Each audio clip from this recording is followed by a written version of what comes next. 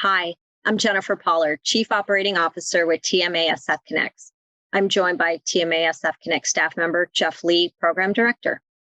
Today, we are discussing the efforts of WETA to offer a transit option that builds on the legacy of commuter transportation and reflects the best practices refined during the COVID-19 pandemic.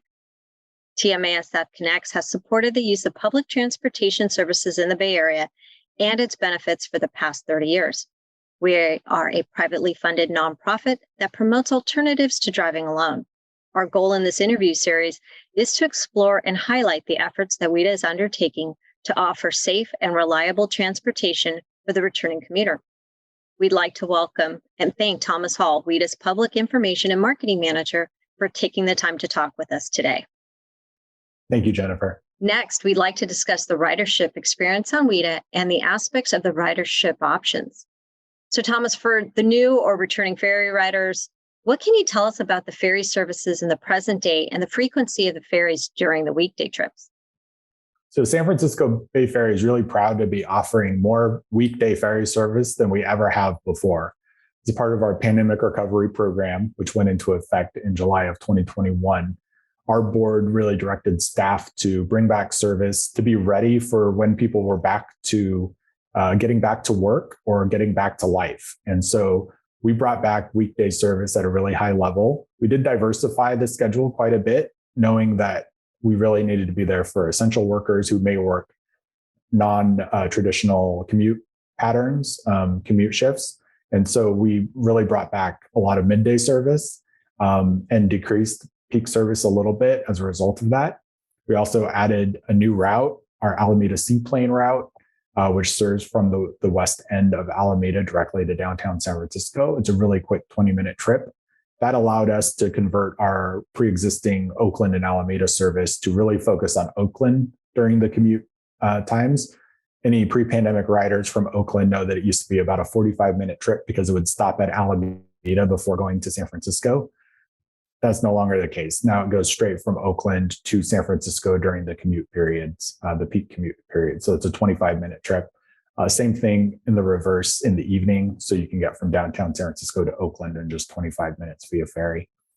We also made sure we added a lot more midday service in routes that had previously been commute only. So Harbor Bay is a big one where traditionally that was only a commute route. The last trip in the morning was about 9 a.m. and the first trip in the afternoon was about 4. Now there's good midday trips. So people that just need to go into the city for a half day, or they work a service shift that starts at 10 or 11 in the morning, they can take the ferry instead of having to drive or rely on another transit mode. So that was a big factor. We also brought back weekend service in a big way. For the first time ever, we do have year-round weekend service on our Richmond ferry route, which has been really popular. And our weekend ridership has been on par with pre-pandemic levels, really showing that people are accepting transit and are ready to get back on transit. They're not afraid of it. And knowing that the ferry is a really wonderful way to experience the Bay in addition to getting to where you need to go. Great, thanks. So, Thomas, I know you briefly mentioned, boats pre-pandemic, and now I don't even want to say it's post-pandemic because we're still in this, but in present day, what capacity are the boats running at? I remember, from pre-pandemic, we'd have to get in line and, you had to make sure you were there a good 20 to 30 minutes before the boat, to make sure you got on the boat. And then at some point, because of the pandemic, it was just a walk-on. You didn't have to worry. We're still in that situation where it's a walk-on. We're running at about 50% on some boats, on some routes for the peak trips. For other routes or departure times, it's lighter. I will say if there's a Giants day game, and frequent commuters know to put that in their Outlook calendar or their Google calendar, right? There's a Giants day game, need to leave a little early to get in line. That's still the case where you may need to do that. Or if there's other events going on in the city, it's always a good idea to kind of know what's going on, because that can impact all transit systems in addition to driving, to traffic on the bridge.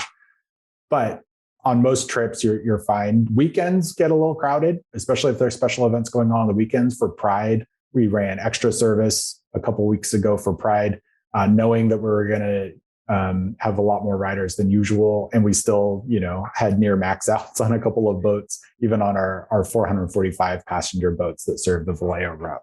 Yeah. So weekends are pretty busy. If you arrive 5 to 10 minutes before the departure time, you're generally good. And even now for the commute trips, just get there before the clock ticks to that departure time, and you'll be able to get on 95% of the time. Okay. I do remember Giants day games. We'd always watch the clock, and then you'd watch that ninth inning. When ninth inning hit, it was like, okay, time to go. Absolutely. And one of the benefits of us having added more service and having more service than ever before is that it does disperse that a little bit.